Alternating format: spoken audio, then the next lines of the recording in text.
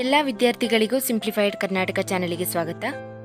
ಆತ್ಮೀಯ SSLC ವಿದ್ಯಾರ್ಥಿಗಳೇ, ಈಗಾಗಲೇ ನಿಮ್ಮ ಪರೀಕ್ಷೆ 1 ಮುಗಿದಿದೆ ಮತ್ತು ಅದರ ಫಲಿತಾಂಶ ಇಂದು ಪ್ರಕಟವಾಗಿದೆ. ನಿಮ್ಮ ಅಂಕಗಳಲ್ಲಿ ಯಾವುದಾದ್ರೂ ಗೊಂದಲಗಳಿದ್ರೆ ನೀವು ರಿವ್ಯಾಲ್ಯೂಯೇಷನ್ಗೆ ಅಥವಾ ರೀಟೋಟಲಿಂಗ್ಗೆ ಅಪ್ಲೈ ಮಾಡಬಹುದು.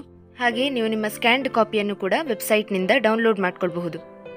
ಅದರ ಕುರಿತಂತೆ ಮಾಹಿತಿಯನ್ನು ಈಗ ನಾವು ತಿಳ್ಕೊಳ್ಳುವ.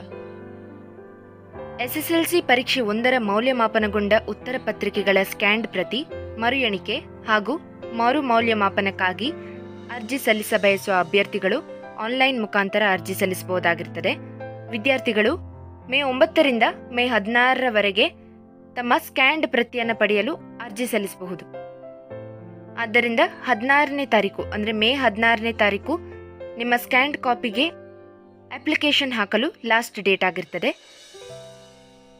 ಇನ್ನು ಡೆಬಿಟ್ ಕಾರ್ಡ್ ಅಥವಾ ಕ್ರೆಡಿಟ್ ಕಾರ್ಡ್ ಅಥವಾ ಆನ್ಲೈನ್ ಬ್ಯಾಂಕಿಂಗ್ ಸೌಲಭ್ಯವಿಲ್ಲದವರು ಆನ್ಲೈನ್ನಲ್ಲಿ ಉತ್ತರ ಪತ್ರಿಕೆಗಳ ಸ್ಕ್ಯಾನ್ಡ್ ಪ್ರತಿಯನ್ನು ಪಡೆಯಲು ಅರ್ಜಿ ಸಲ್ಲಿಸಿದ ನಂತರ ಆಫ್ಲೈನ್ ಚಲನ್ ಡೌನ್ಲೋಡ್ ಮಾಡಿಕೊಂಡು ಶುಲ್ಕವನ್ನು B1 ಅಥವಾ K1 ಅಥವಾ ಬ್ಯಾಂಕಿಗೆ ಪಾವತಿಸಲು ನಿಗದಿಪಡಿಸಿದ ದಿನಾಂಕ ಮೇ 9ರಿಂದ ಮೇ 17. ಹಾಗೆಯೇ ರಿವ್ಯಾಲ್ಯೂಯೇಷನ್ ಮತ್ತು ರೀಟೋಟಲಿಂಗ್ ಅಂದರೆ ಮರು ಮೌಲ್ಯಮಾಪನ ಮತ್ತು ಮರು ಎಣಿಕೆಗೆ ಅರ್ಜಿ ಸಲ್ಲಿಸಲು ಮೇ 13ರಿಂದ ಮೇ 22ರವರೆಗೆ ಅವಕಾಶವಿರುತ್ತದೆ. ಹಾಗೆ ಡೆಬಿಟ್ ಕಾರ್ಡ್ ಅಥವಾ ಕ್ರೆಡಿಟ್ ಕಾರ್ಡ್ ಅಥವಾ ಆನ್ಲೈನ್ ಬ್ಯಾಂಕಿಂಗ್ ಸೌಲಭ್ಯವಿಲ್ಲದವರು ಆನ್ಲೈನ್ನಲ್ಲಿ ಉತ್ತರ ಪತ್ರಿಕೆಗಳ ಮರು ಮೌಲ್ಯಮಾಪನಕ್ಕೆ ಅರ್ಜಿ ಸಲ್ಲಿಸಿದ ನಂತರ ಆಫ್ಲೈನ್ ಚಲನ್ ಡೌನ್ಲೋಡ್ ಮಾಡಿಕೊಂಡು ಶುಲ್ಕವನ್ನು B1 ಅಥವಾ K1 ಅಥವಾ ಬ್ಯಾಂಕಿಗೆ ಪಾವತಿಸಲು ನಿಗದಿಪಡಿಸಿದ ದಿನಾಂಕ 23/5/2024.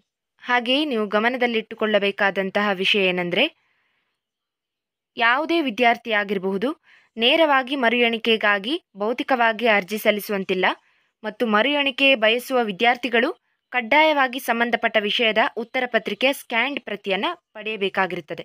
ನಂತರ ಅಂಕಗಳ ಎಣಿಕೆಯಲ್ಲಿ ವ್ಯತ್ಯಾಸ ಕಂಡುಬಂದಲ್ಲಿ ಮರು ಎಣಿಕೆಗಾಗಿ ಅರ್ಜಿಯನ್ನು ಸಲ್ಲಿಸಬೇಕಾಗಿರುತ್ತದೆ.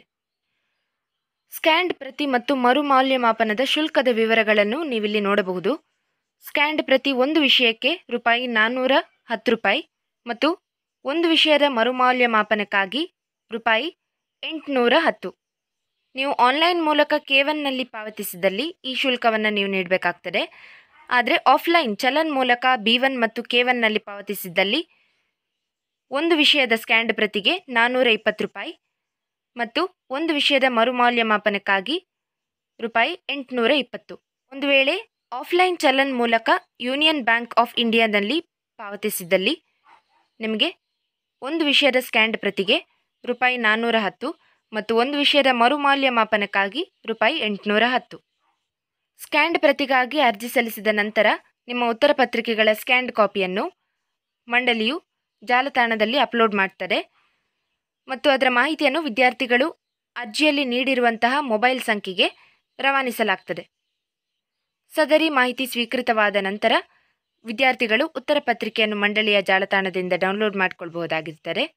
ಈ ಸುತ್ತೋಲೆಯನ್ನು ನೀವು ಪೂರ್ಣವಾಗಿ ಓದ್ಕೊಳ್ಬಹುದು.